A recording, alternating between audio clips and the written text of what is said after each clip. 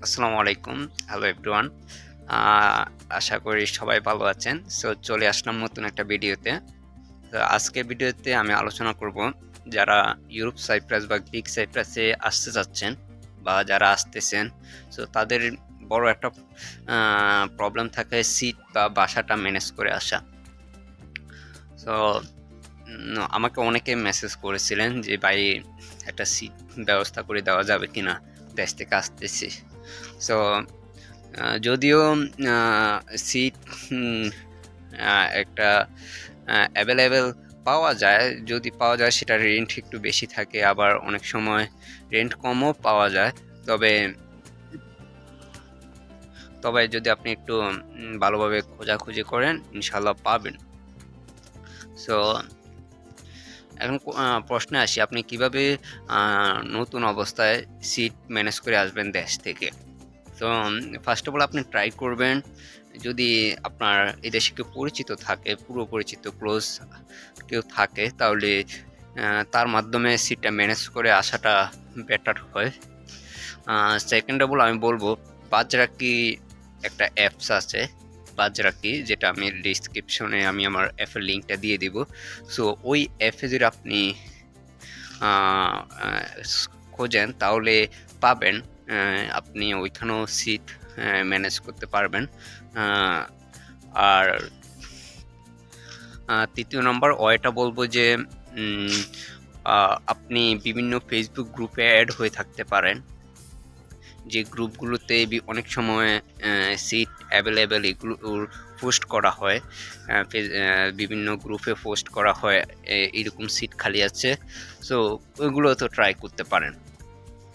So তারপরেও বলবো কি ভাই সিট ম্যানেজ করার সময় একটু চোখ কান খোলা রাখবেন। তার কারণটা হচ্ছে যে এই সাইপ্রাসে আসছি যে অলমোস্ট ৩ মাস হয়ে যাচ্ছে।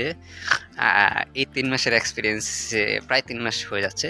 এক্সপেরিয়েন্সে যা বুঝতে দেখতে পারতেছি, আম আমাদের ম্যাক্সিমাম বলব না, অনেক জায়গায় আপনি দেখতে পারবেন রুমের দালালি চলে। রুমের দালালি বলতে এটা বোঝানো হয়েছে যে ধরেন একটা বাসার রেন্ট হচ্ছে সাপোজ ধরেন আ এ €১,০০০ সাপোজ আমি বললাম। কিন্তু আমাদের মধ্যে কিছু বাংলাদেশি ভাই আছে, তারা কি করে? এই ১,০০০ বাসাটা যিনি ওনার তার থেকে নেয়, নিয়ে তারপর যারা নতুন আসতেছে বা যারা সিট ইমার্জেন্সি খুঁজতেছে, তো তাদের কাছে সেই ৳১,০০০ যদি ৪ টা রুম পাওয়া যায়, সাপোজ ধরলাম। সো ওই সেম বাসাটা কি করবে? €১,৪০০-১৫০০ আপনার সে রেন্ট দিবে কিছু যারা নতুন উঠবে। কারণ সো এখান থেকে আসলে তারা একটা কমিশন খায় বলতে পারেন।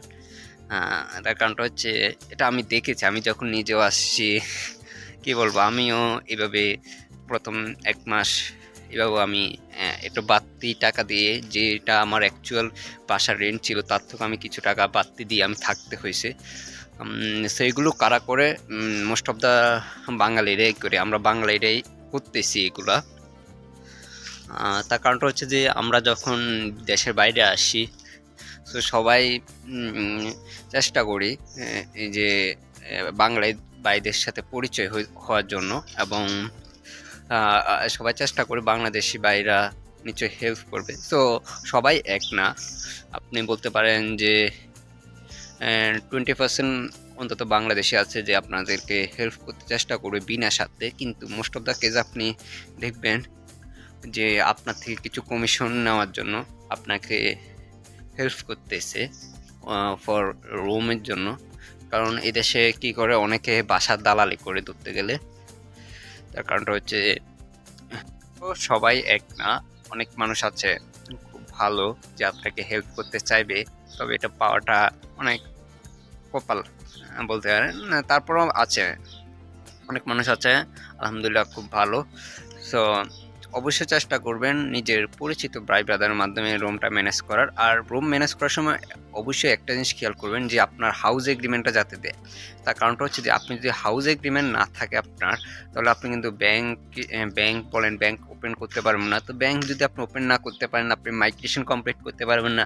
আর মাইগ্রেশন কমপ্লিট করতে না পারলে আপনি এই দেশে লিগেলি থাকতে পারবেন না। সো অবশ্যই চেষ্টা করবেন যে বাসায় উঠবেন কথা বলে নিবেন।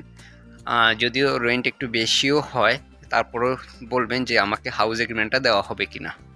সো হাউস এগ্রিমেন্ট ছাড়া আপনি তেমন কিছু করতে পারবেন না শুরুতে। সো এই হচ্ছে আজকের ভিডিও।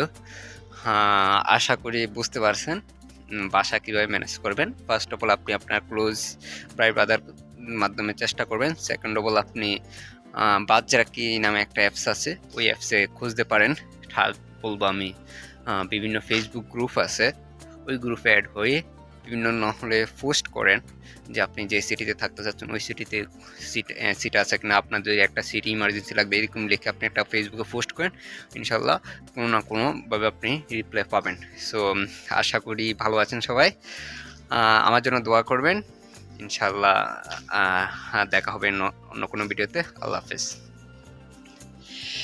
এই হলো আজকের ভিডিও। তো আজকের ভিডিওটা ভালো লাগলে অবশ্যই লাইক করবেন, আর চ্যানেলটা অবশ্যই সাবস্ক্রাইব করবেন, আর ফেসবুক পেজটা অবশ্যই ফলো করে দেবেন। ধন্যবাদ সবাইকে।